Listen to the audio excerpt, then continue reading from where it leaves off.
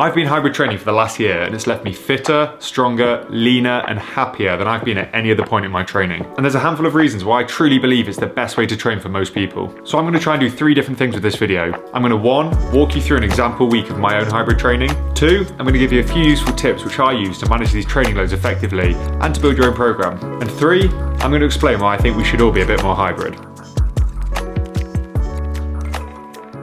So first of all, this is my plan for this week's training, which involves me running and lifting both 3 times each. And with it being Monday today, well, that's International Bench Day, so my hands are tied and it'll be illegal for me to try and do anything else. So I'm heading to my very basic home gym, which is basically just a squat rack in a crappy garage.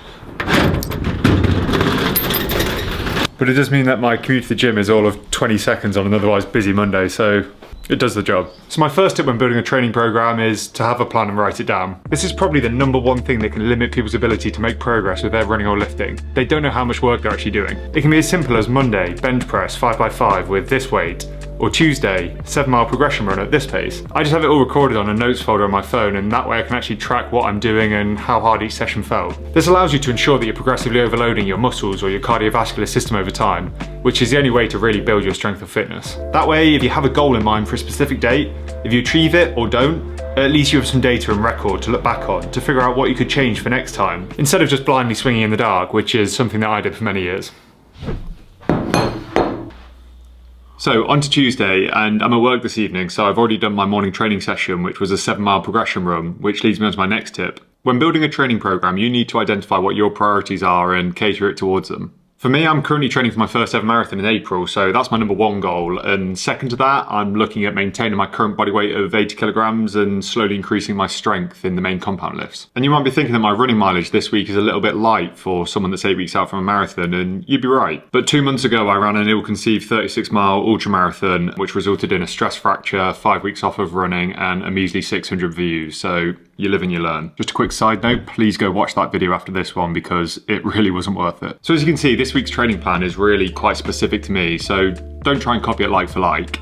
Unless, of course, you're a 27-year-old former powerlifter coming back from a stress fracture and running their first ever marathon in 2 months' time. In which case, drop me a message and I'll sell you a very expensive training plan. But you might be a much more experienced and injury-free runner looking to start lifting, in which case this training plan would involve far too little running volume for you, whilst the weights, I hope, are probably higher than you might want to start with, or vice versa. Just first identify your medium-term goals and try and align them with your skill level in running, lifting, or whatever other discipline you're wanting to train. Right, I'm actually going to eat my breakfast now, so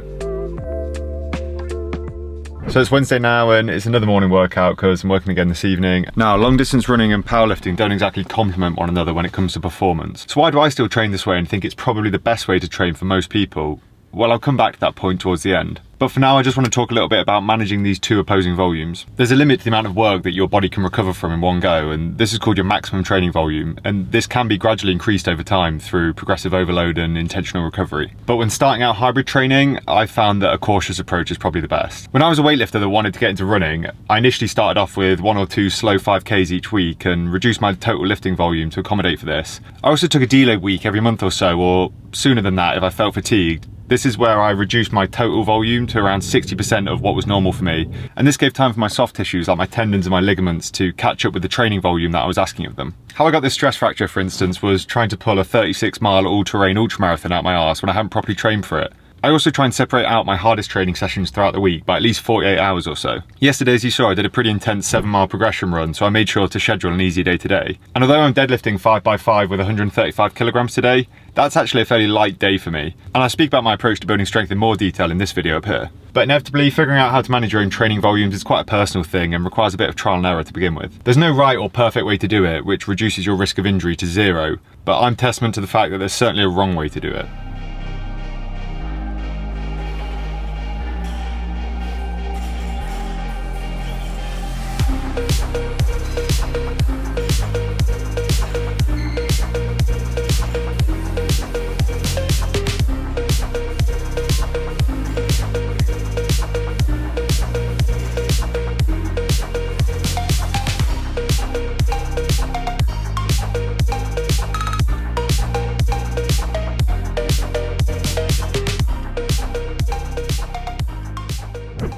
So today I've got a nice and easy paced 5-mile run, so it's a good opportunity to throw in some of my prehab work. So prehab is basically a way of addressing underlying muscular imbalances or connective tissue weakness before an injury occurs. And as a hybrid athlete who runs but also lifts moderately heavy weights several times a week, this is crucial. When I started out running, I developed countless niggles and aches. I had runner's knee, IT band issues, Achilles tendonitis, all very common and often preventable injuries. Squats and deadlifts are great compound movements which build strength in the major muscle groups of your lower body. But they don't necessarily prepare your muscles or connective tissues for the repetitive stress that is running. So prehab for me involves strengthening the muscles and connective tissues around my hips, knees and ankles. YouTube has loads of videos on this topic, and for me I found that following a simple 20-minute exercise program 2 to 3 times a week has helped me reduce the amount of injuries I'm getting, as well as helping me to build up my running volume over this last year.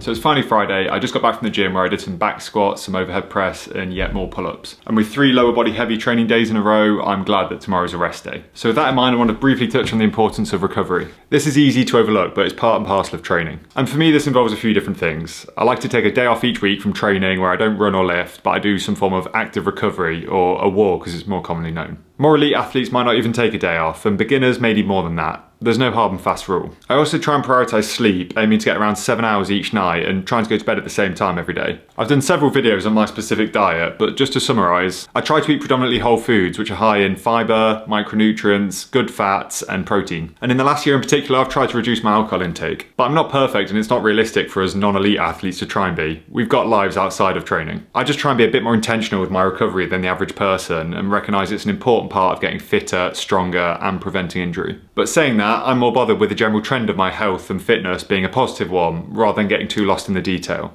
Right, time for some lunch.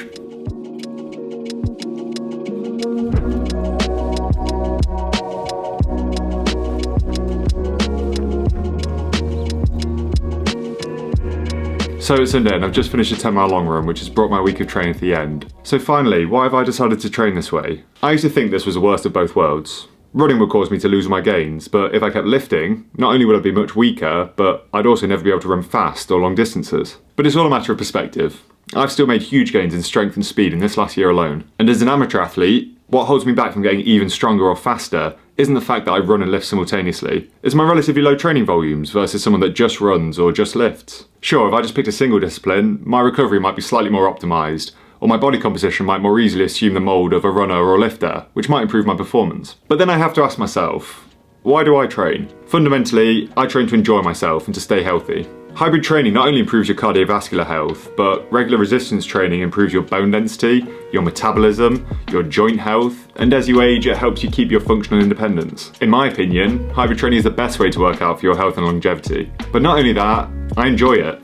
I love getting outside several times a week and running, but I also still love lifting weights. And having the option to both run and lift gives me the variety that stops me from getting bored. And I've learned to love the process of my training without having to tie my enjoyment of each discipline to the numerical success of running a particular time or lifting a particular weight. I'm not too bothered about how strong or fast I am versus anyone else. I'm not a professional athlete. I just want to be slightly better tomorrow than I was today. I don't want to just be in this game for a good time. I want to be in it for a long time. So subscribe for more running, lifting and general fitness content, and I'll see you again next time.